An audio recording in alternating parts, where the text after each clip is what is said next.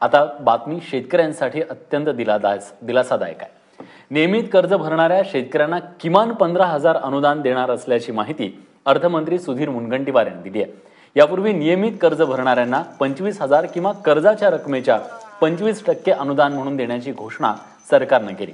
मात्र त्यामुळे लहान रकमेचं कर्ज काढणाऱ्या शेतकऱ्यांना योग्य फायदा मिळत नसल्याची तक्रार येत होती। मात्र किमान 15,000चं अनुदान जाहीर केल्यामुळे लहान शेतकऱ्यांना आता दिलासा मिळणार आहे।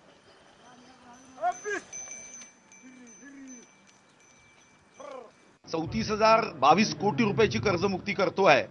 या कर्जमुक्तीच्या रकमेमध्ये कदाचित वाढ होण्याची सुद्धा शक्यता आहे। भारत सरकारकडे आपण हा प्रयत्न करतोय की आम्हाला खुल्या बाजारातून जे कर्ज काढण्याची मर्यादा आहे ती 15,000 कोटींनी वाढवावी। बँकांशी आपण चर्चा करतोय की त्यांनी 4 इन्स्टॉलमेंटमध्ये आपल्याला हे कर्ज परत करण्याची अनुमती द्यावी आणि तो प्रयत्न यशस्वी होईल। तुम्ही आता असं म्हणाले की कर्जमुक्तीची रक्कम वाढू शकते, म्हणजे नेमकी मधात आपण 25,000 रुपये किंवा 25% अशी अट टाकली होती। आता 15,000 रुपयापर्यंत आपण सरसकट कमीत कमी 15,000 रुपये हा आकडा घेतला आणि म्हणून कदाचित वाढण्याची शक्यता आहे।